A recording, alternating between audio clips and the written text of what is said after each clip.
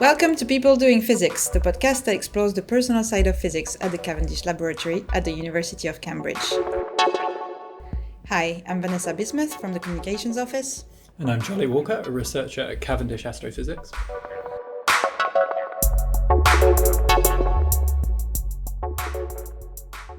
Today on People Doing Physics, we're delighted to welcome Charlotte Simmonds, an astronomer with an incredible journey and a woman on a quest. Of all the guests we had the pleasure to welcome here, Charlotte stands out as one of the most determined, driven by an unshakable fascination for the universe and our place within it. If astronomy was always her end goal, she first studied and started her career as a music teacher. But when the time was right, she finally embraced her first love and passion and navigated her way through the various challenges that academia invariably presents. Now a postdoc in the Galaxy Formation and Evolution Group at the Cavendish, it looks like she's found her rightful place in the universe and is already preparing for her next move. With Charlotte, we'll talk about taking chances, the importance of representations in science, and her efforts to demonstrate that no matter who you are and how different you may be, there's a place for you in science if you want it. Stay with us.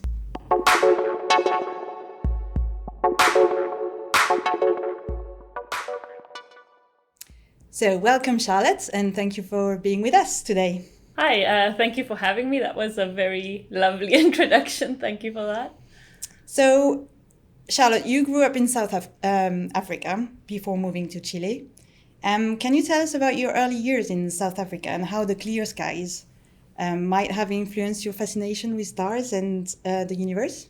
Yes, of course. So I was born in South Africa in a very small town, 6 blocks by 6 blocks. And I lived there until I was about 7. So I remember just looking at the sky and being fascinated about everything that was out there, the stars in particular. So was that where your passion or like your love of astronomy or whatever you called it then? Yes, I think so. I think that's where the fascination came from. And you said something in our chat to prepare this show. You said that when you were looking at the sky, it was like a way of escaping somehow. Can you tell us a little bit more about? Yes. So I carried that on forever. So since I was lucky enough to see the sky when I was young, because where I was, there was no pollution in the sky, no light pollution or no smog. Then when we moved to Chile, there was a lot of light pollution, but I still knew there were stars behind the pollution. And it always just gave me a way out, because when life got really difficult, I would just sit outside and look at the stars and just imagine that there was something bigger out there, something better. And it just gave me some comfort to know that everything was so big and I was so small that somehow there was, my problems didn't seem so big anymore. That's nice. And that's something that you carried like with you? Yes. And still until now? Still. Yeah, and I was about to ask about the move to Chile, if it had any impact on your love for stars, because you were saying that there is a lot more pollution. Yeah, if anything, it made me more curious about it, because they were playing hard to get, right? Like they were hidden behind the smog and the light pollution, so I didn't get to see them that often, but it just made me want to see them even more, I think. That's amazing. And out of all the guests that we've had on this podcast, it sounds like your journey's been one that's been a real, a process with twists and turns, and you've been on a mission.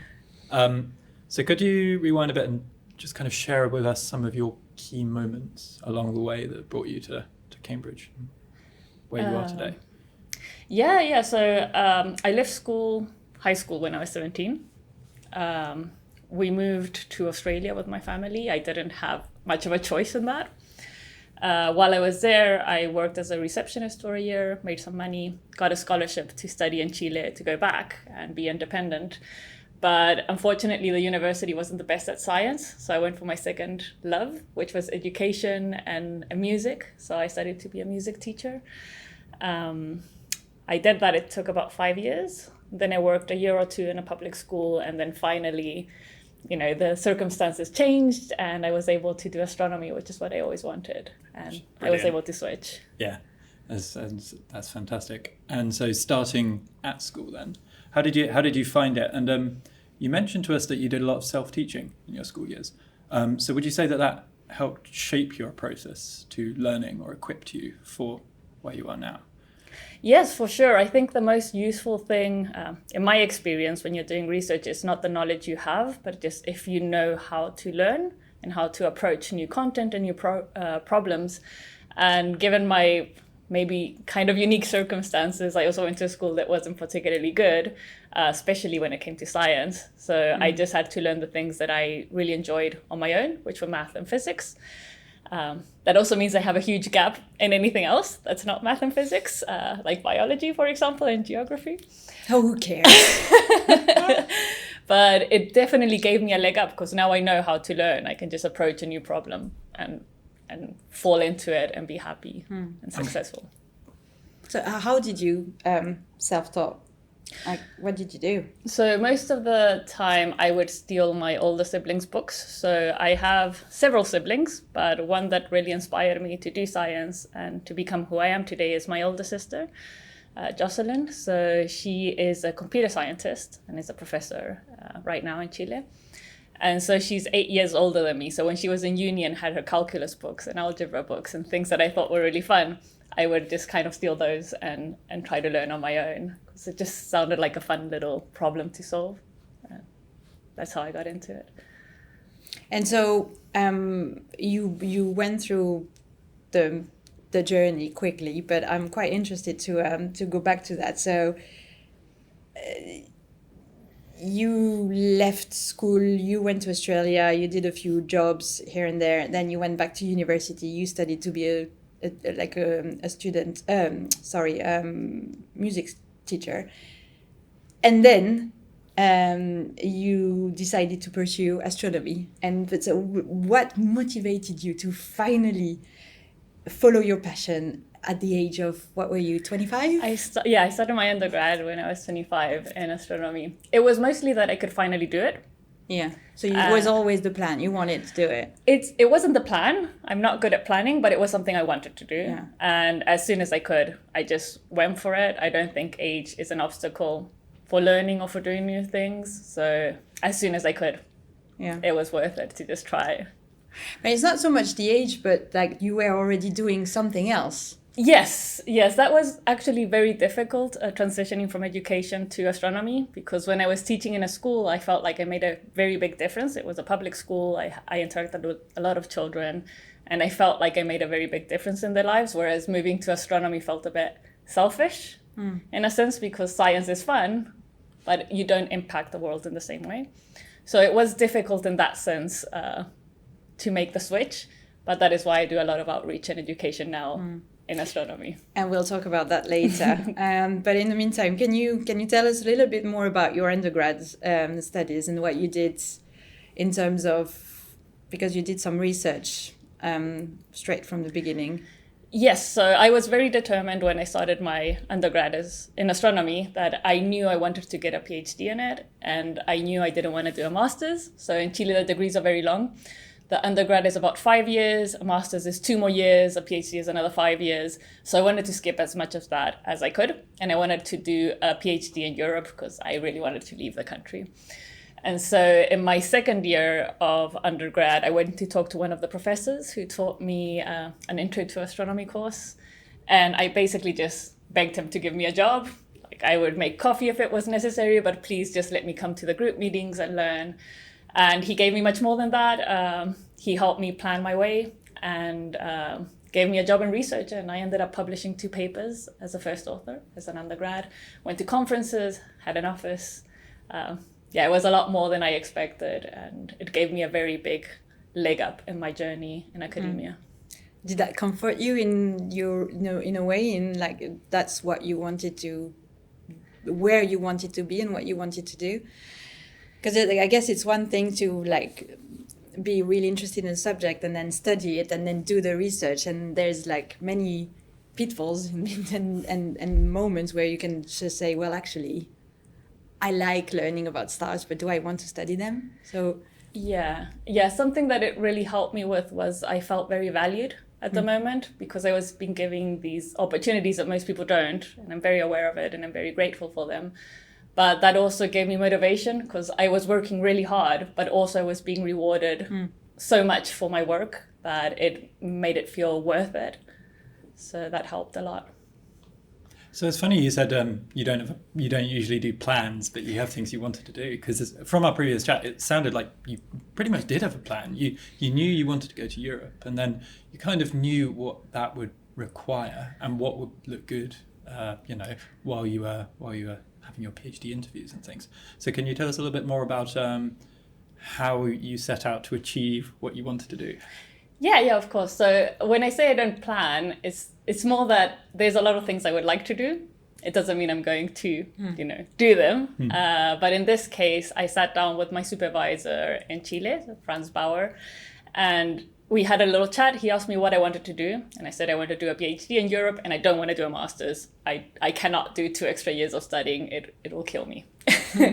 And so he told me, well, you have to publish then. You have to go to conferences. You have to do research. And he helped me plan that out during my undergrad years in order to be in a position by the end of it that I was competing, I was at a good level to compete with other students to get into the PhD. And you had some lofty goals when you were first applying. You mentioned that you applied to a few places. Can you tell us which those were? Yes. So I applied to Cambridge, to Oxford, and to the IMPRES programs in the Max Planck in Germany. And how did that initial step of applications go? Well, initially it went great. Everyone gave me interviews and I was top of the world. I felt so good. I felt my work was, it had all been worth it. The interviews, unfortunately, went horribly bad.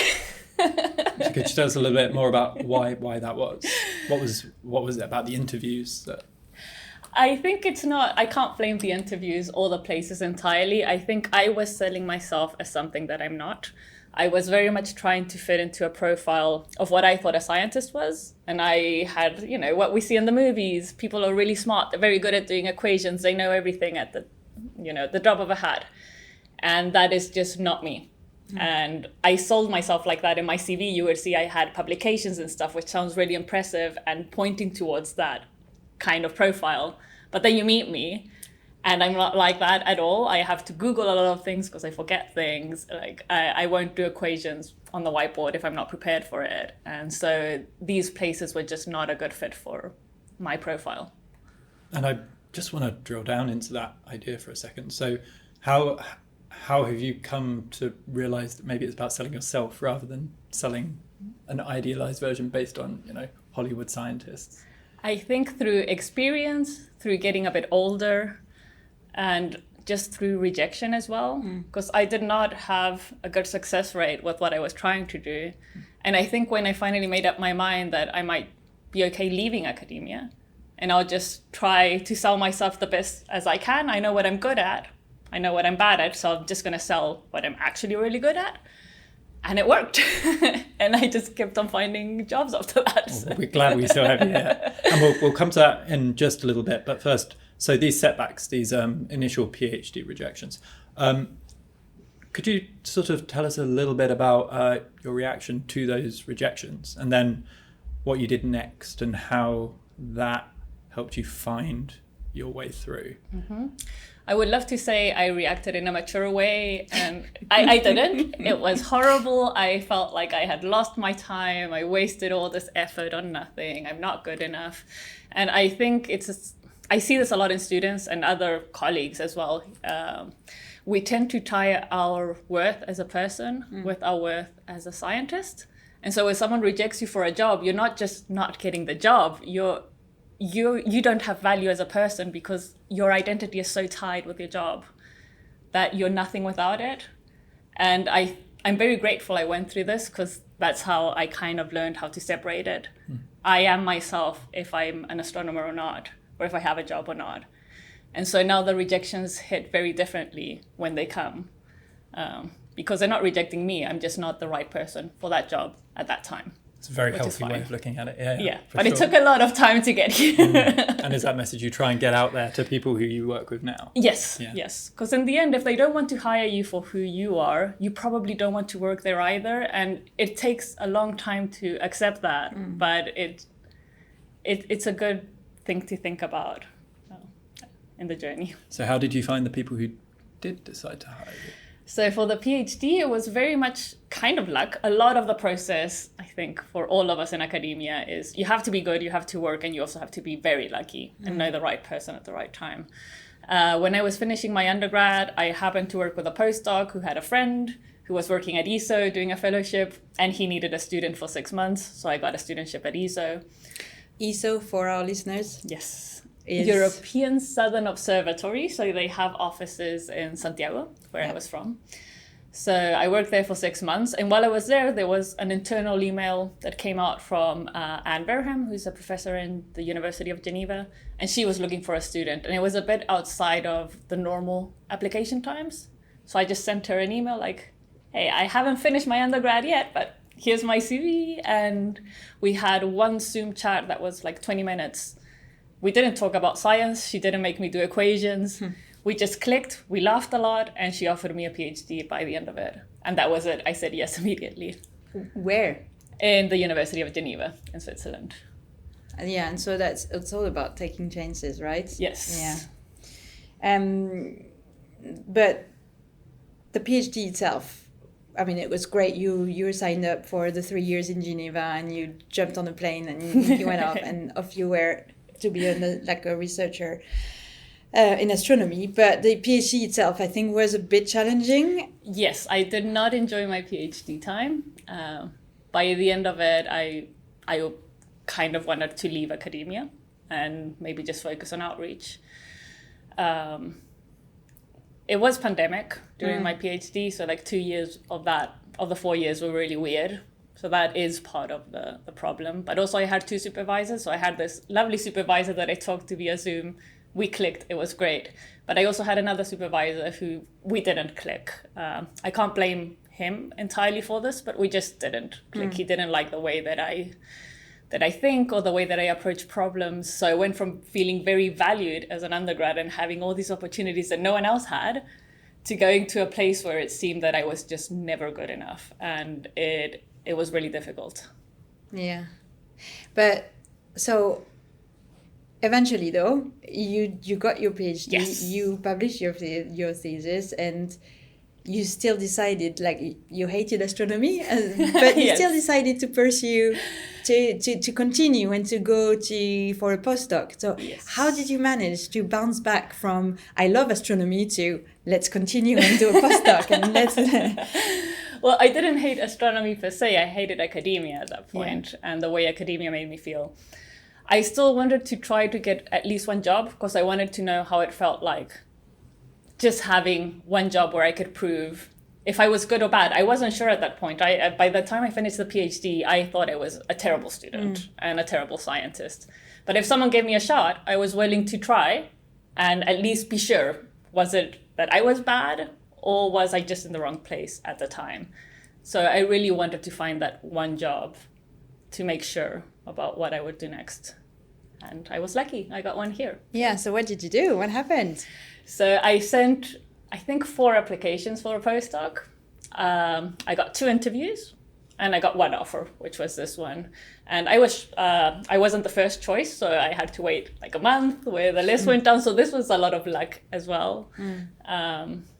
But I'm very happy it worked out the way it did.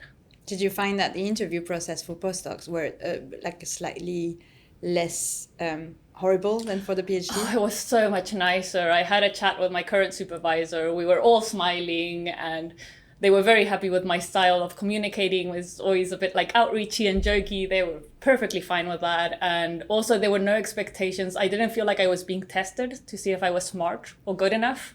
They already knew what I did. And they were interested in hiring me from what they already knew. So it was very different from the PhD experience where I felt people were trying to probe if I could actually do math and physics, which I'm not good at doing without preparation.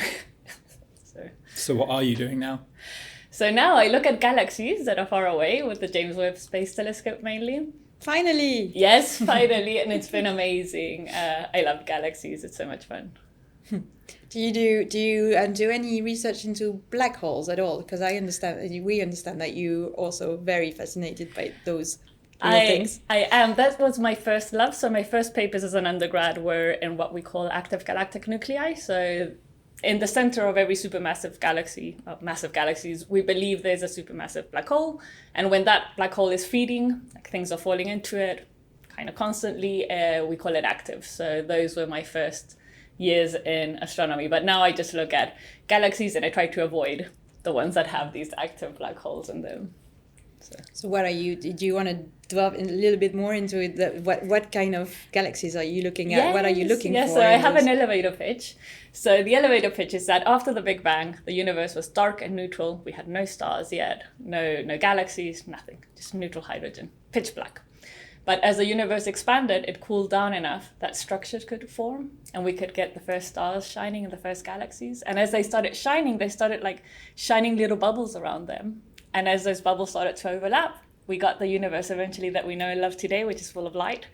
And so what I try to do is understand which kind of galaxies did this process of lighting up the universe and how they did it. And it's a bit of a romantic view of it, but I love it. And that's what I'm trying to figure out. Excellent. And you mentioned the importance of sort of feeling valued in the work. So what is it that makes you feel valued here then? Is it the fact that you're doing all of this research, or is it the fact that you're publishing papers? What made me feel very valued here is that I feel very accepted for who I am. Like, I know you can't see me on the podcast, but I have pink hair, tattoos. I wear slippers that, dinosaur slippers in the office. And no one cares because that's just me and it has nothing to do with my science. They also, my supervisor is amazing. So that has been a very positive experience for me. So he's allowed me to grow a lot and supports me not only in the science, but he lets me do all the outreach that I want and work with kids in schools. So I feel like I'm not only valued as a scientist, but they like this full package of me, which is what I want someone in work to, that's what I want them to do. But alas, we're losing you soon. Yes. Could you tell us a little bit more about where you're going next and what your goals are there? Yeah. So I recently found out that I'm going back to Chile. I'm going to be a professor in Universidad de Chile. It's not the same university I did my undergrad in. It's the competing university, but it's the place that I really wanted to go because it's state-owned and they have a lot of interaction with the community. So Chile has an issue that it's very unequal. So socioeconomic differences make a huge difference in your outcome in your future. And so this university has a lot of summer programs and works with schools to get kids into STEM and girls into science and stuff like that. So I'm very keen to be there and try to make academia a bit of a nicer place, at least in the small circle that I have power over. So given the many experiences of different teaching methods that you have been taught with over the course of your journey through academia so far, are there any lessons that you're hoping to take on as a professor? Well, something that I already do now is I always try to be vocal about what I do like about what someone is doing, which I think we need to do more in academia. We're so used to just, if someone shows you work, you just criticize it. You just pick it apart and try to find, where it's weak to make it better. And I do understand that the motivation is to do better science, but I think it makes such a big difference when you give suggestions, but you also acknowledge all the work and all the effort that goes into it, just making students feel comfortable and valued. Building them up. Yes, Yeah. Building them up, not tearing them down. Yeah. And so I'm very keen to do that. That's fantastic. And it's also clear that from your story, other than astronomy, music is a big part of your life and always has been. Do you have any plans to take that up again when you go back? Do you want to combine music and science somehow? What are you thinking? So I would like to go back to having, to do more music. I mean, these years it's been on the back burner for sure. At some point in my undergrad, I had to sell my piano to buy a laptop to work for science. It's clear how much you wanted to get to where you are now. Yeah, so I can finally now know that I'm going to be hopefully in the same place for basically forever. So I can settle down, maybe pick up the cello again, which was my favorite instrument. So I look forward to having the time and the space to do that. We look forward to hearing an album called Time and Space. would be cool. Here and now. It's clear from our conversation so far that you're quite passionate about outreach and in particular, I think, building trust in scientists. Can you share some of the activities that you're involved in and that are important to you? Yeah. I mean, I can tell you what I've done in the past week. Yeah, go for it. Last Wednesday, I did a public outreach talk here in Cambridge. They happen every Wednesday. So I did the one that's specifically geared towards children, the midterm one. Then Saturday, I did exoplanet outreach for the Amateur Society of Astronomy here in Cambridge, but for children again. And yesterday, I went to visit my school kids because I work one term a year with the Cambridge Math School. So I get 4 students, they work on a project for a full term. And they get to finish with a presentation and a poster. And it's really cool. So I just basically say yes to any kind of outreach that I can do. So as a female scientist, how do you see the importance of representation in the field of science, and what do you want to convey? What kind of message do you want to convey to young aspiring scientists? I think representation matters a lot, not just the gender thing, just also seeing people that look a bit different to what you're used to think a scientist looks like already makes a huge difference. So I think for sure we have to increase representation so girls, and not just girls, anyone can see themselves represented in the field, because it really doesn't matter what you look like. It's just your brain is all that matters, right? And I would like that to be open knowledge for everyone. And I forgot the second part of the question. No, that was it. It was like what we wanted to convey to your aspiring scientists. Okay. Yes, I want to let them know that they can do anything they want. And when I work with children, you can see it. You can see like the girls especially tend to come to me a lot more than the boys. And I think it's just because they're not used to seeing someone like me in front of the group talking about these things. And you can hear them afterwards talking about how they want to become maybe scientists in the future. It's lovely. Like, I don't think everyone should be a scientist, but it's nice for them to know that they can if they want to.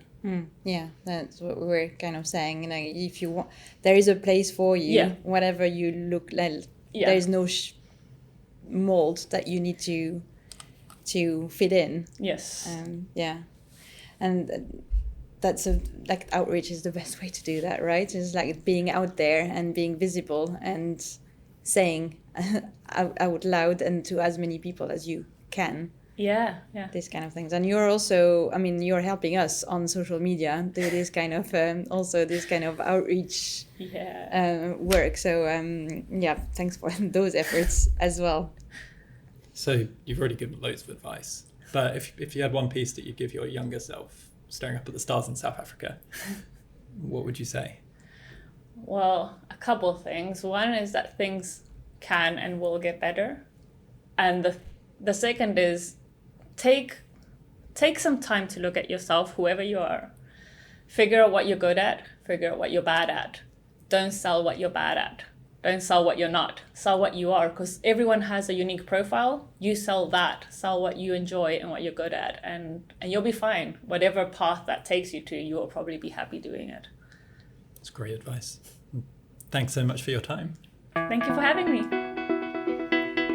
So thank you very much to Charlotte Simmonds for joining us today. As always, if you would like to learn more about what we discussed in this episode and more generally about our work at the Cavendish Laboratory, please have a look at the show notes or go to our website. If you have any questions you would like to ask our physicists, head to social media and tag us with the hashtag #PeopleDoingPhysics. This episode was recorded and edited by Chris Brock. Thank you for listening to People Doing Physics. We will be back soon. Until then, take care.